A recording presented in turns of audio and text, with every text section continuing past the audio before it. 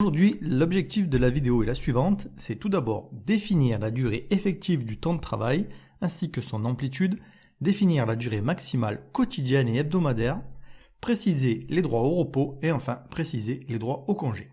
Alors nous rentrons tout de suite dans le vif du sujet, la durée du temps de travail.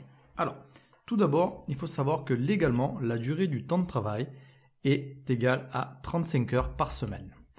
On peut dire aussi que c'est 151,67 heures par mois. Alors, comment est-ce qu'on fait pour retrouver ce calcul de 151,67 heures par mois?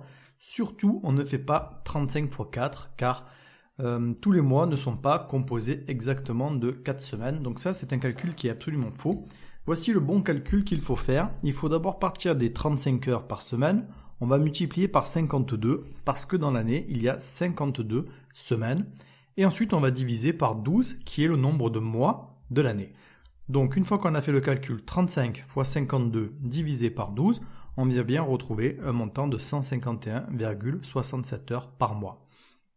Si jamais tu dois calculer des heures de travail par mois et que le salarié fait moins de 35 heures, admettons qu'il fasse 30 heures par semaine, le calcul sera le même, sauf que l'on va changer 35 par 30. Ce sera 30 x 52 divisé par 12. Et tu auras le montant mensuel du temps de travail. Alors, le temps de travail, on n'a pas le droit de travailler autant qu'on veut. C'est très encadré par la loi. Donc, par exemple, pas le droit de faire plus de 10 heures de travail par jour. Également, par semaine, pas le droit de travailler plus de 48 heures. Donc 48 heures, ça équivaut à 2 jours de travail complet sans repos. Et enfin, pas le droit de travailler plus de 44 heures en moyenne sur une période consécutive de 12 semaines. C'est-à-dire que on va prendre les 12 dernières semaines, on va prendre le temps de travail d'un salarié sur cette période-là, on va en faire la moyenne et il faut que cette moyenne ne soit pas plus grande que 44 heures. Donc ça veut dire qu'une semaine, il peut travailler par exemple 46 heures, mais la semaine d'après, il travaillera 42. Là, je prends sur une période de 2 semaines, pour faire une moyenne facile, ça fera une moyenne d'heures de 44 heures. Donc on fait ce calcul, mais sur 12 semaines. Bien évidemment, tu verras qu'il existe des dérogations et des exceptions à la règle, mais ça, nous les verrons dans une prochaine vidéo. Parlons à présent des heures supplémentaires. Donc un salarié, comme nous l'avons vu, doit effectuer 35 heures par semaine. Mais parfois, il peut arriver que son responsable lui demande de faire plus d'heures que les 35 heures par semaine. Ces heures qui vont être faites au-delà des 35 heures par semaine s'appellent des heures supplémentaires. Ces heures supplémentaires vont être payées plus cher que les heures classiques. Donc, de la 36e à la 43e heure, le salaire horaire sera majoré de 25%.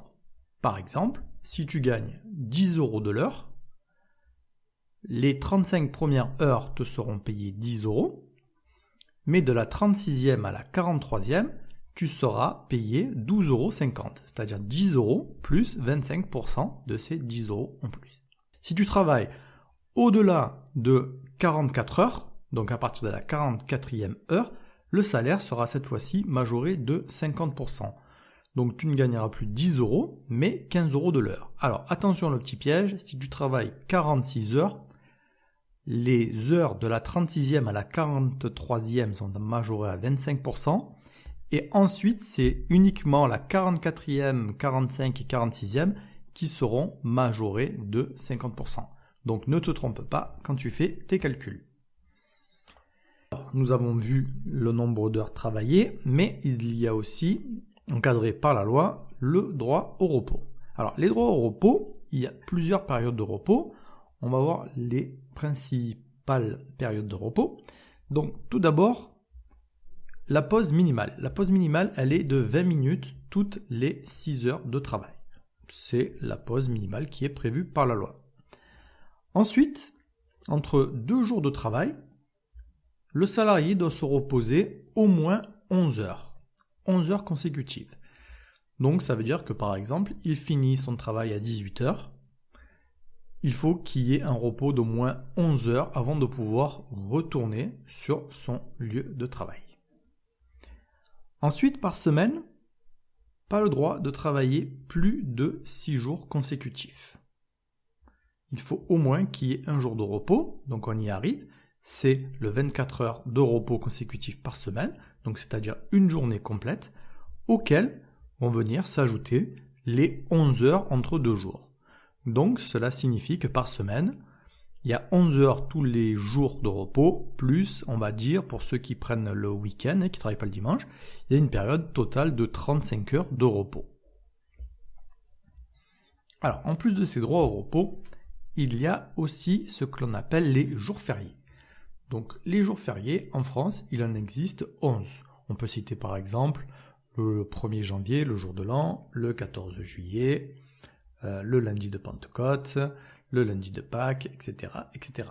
Alors, il n'y a qu'un seul jour férié qui est chômé et payé d'après la loi, c'est le 1er mai. C'est le jour de la fête du travail, c'est le seul jour férié où l'employeur a l'obligation de vous payer alors que vous ne venez pas travailler. Dans la pratique, c'est assez rare que l'on ne paye pas les autres jours fériés, tout simplement parce que les salaires sont annualisés. C'est-à-dire qu'on prend un salaire en réalité, voilà, un salarié touche un salaire à l'année et on divise par 12. Donc le salaire est le même tous les mois, qu'il y ait des jours fériés ou non.